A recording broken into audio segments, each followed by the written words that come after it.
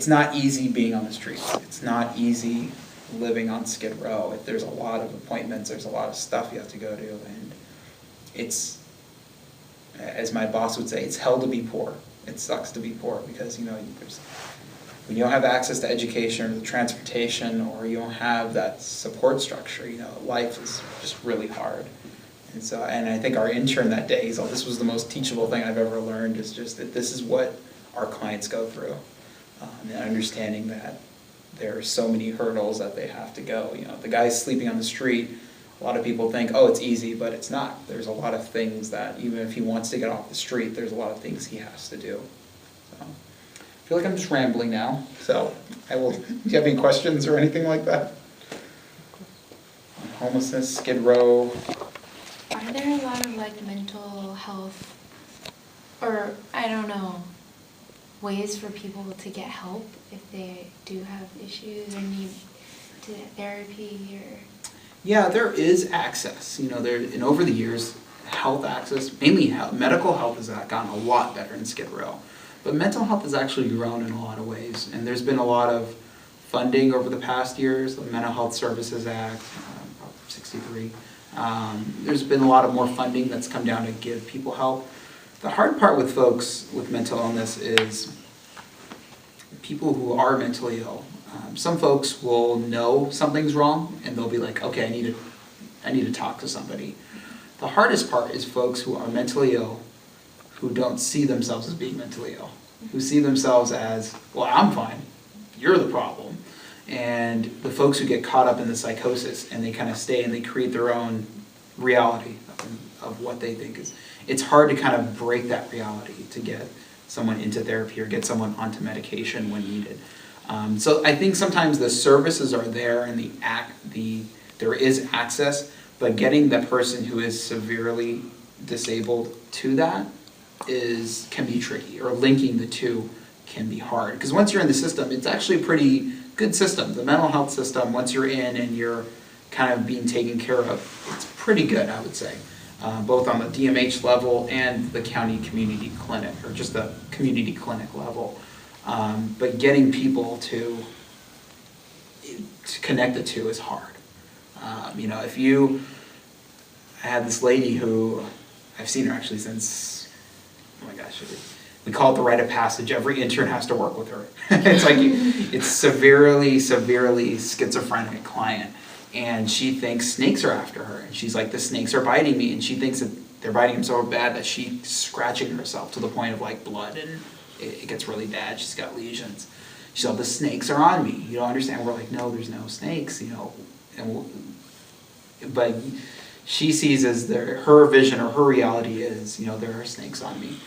How do you connect that person to say, well, maybe I need to talk to somebody about this. How do I? And that's where you need a really good therapist.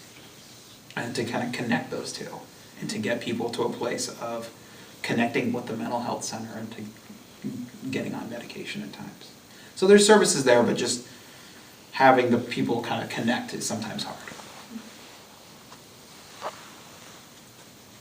Other questions? I think one of the things that really strikes me is how have you, or what role did your faith play in really sustaining you for the last 6-8 years? It's been important. You know, like, as a kid, I always had a desire to help. And I think sometimes, for me, protecting people was big. And to, like, make people safe and to help provide an atmosphere for people that they can be safe in. I think that was a real strong passion of mine, of wanting to protect people. And I thought, for a time being, I thought it was going to be the law enforcement realm. And then God brought me to Skid Row, and I was like, God, well, you have me here. What do you want me to do? And this was the time when I was specifically working in the family shelter program. And I remember God distinctively telling me, you know, you are here to protect these families and to do what you can to give them stability and get them to move on. And this is kind of the role, this is the job I have for you right now, is to protect these people and these families that you're working with. So I think it's been a part that sustains me, because there's times where it's hard. Stephanie, my wife, knows. I come home sometimes and I'm just like mad, or I'm angry, or frustrated either at the system or the way our agency works sometimes, or just the way sometimes clients are, and it can be very, very frustrating. And I think sometimes going back to that, like, God's called me to be here to be a source of hope, hopefully for people, and to protect people. And how do I protect this community? How can I make this community better, safer? How can I help our families, or our individuals too? Like, how can I be with them? I think the way of my faith, I think, it's been a teaching aspect for me. I think God's kind of made me patient over the years. I think coming to Skid Row and listening to people, there's so many times I just want to jump in, and I think there's times God just kind of says, I just want you to be quiet and listen.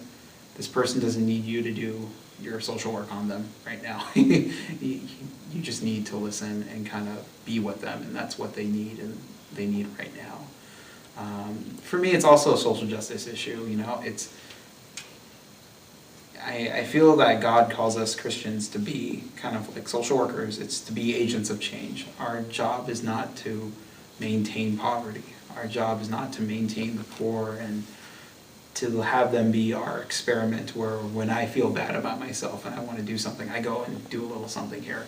And I think my faith in Jesus and what he's kind of taught me over the years is, you have to be an active agent of change. You can't be the one just sitting on the sidelines talking about social justice and talking about, well, things need to be better.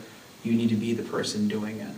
So I think that's something that's sustaining me. And then the way it works, the cool thing with St. Vincent's is that, I have a lot of freedom to create new programs and try new things. And I think that's to try new avenues of social justice or social like enterprises or whatever, just kind of helping people on a different level than what's normally done. And so I think that's been helpful for me. It's kind of knowing that, God's called us to be agents of change. How can I be an agent of change in Skid Row? Thinking of different programs in that way. Yeah, I guess when I think of hello, when I think of Skid Row, when I think of homelessness, I think of a lot of sort of transiency and things like that. And when I worked in homeless services, it wasn't in Skid Row. It was at Path, which is outside of Skid Row, and I did see a lot of transiency. But I was wondering, do you feel like there is a real community in Skid Row, or this is the home of certain people, and they feel strongly, and there's like a community network kind of thing? Yeah, I think there is. I think people have different levels of that community, but there is, the SROs, the single room occupancy hotels, Skid Row Housing Trust, they're called hotels, but they're actually a permanent housing. It's just like the Saticoy, the Savoy, these are apartment buildings that people live in, and a lot of them stay their whole life, or they stay for a portion of time, they leave. They see this as their community. The people who live here, because I think there is a perception sometimes that Skid Row is just one giant homeless shelter, and there's just shelter, and there's no one who actually lives here. But we have about, I want to say, 6,000 people who are living here, who are considered permanent residents of Skid Row. Their address is the Boyd Hotel, and they live here, and they may work here, or they may work outside in the community. They live here. This is their community. And I think that's sometimes why it's hard, in our drop-in center, our guys wake up, I think about it, our guys wake up and they go downstairs, and every morning they get to hang out with 30 of their friends, and there is that sense of community. Recently, I was on a work group that worked with veterans, and they were talking about veterans having a hard time once they move into permanent housing, going from shelters, because, veterans, it's very much almost in combat, you work as a group, you're a team, and you're never just by yourself as a soldier, you're always with other people most of the time. And they were talking about the veterans who they moved into permanent housing, like the social worker's like, great, everything is amazing, but the veteran was having a hard time because they weren't connecting with other people. And so at these shelters, our folks, there is a sense of community. People walk in, they're like, hey, I'm here. Like, people walk around, people joke, everyone knows each other's business, everyone knows what's going on. So there is a sense of community. And I think with the veterans, it was kind of creating that veteran support group in there. Like, they're in housing, but let's create a veterans group that meets every other day, or we go on outings. Similar, you know, in our community, there is a sense of community.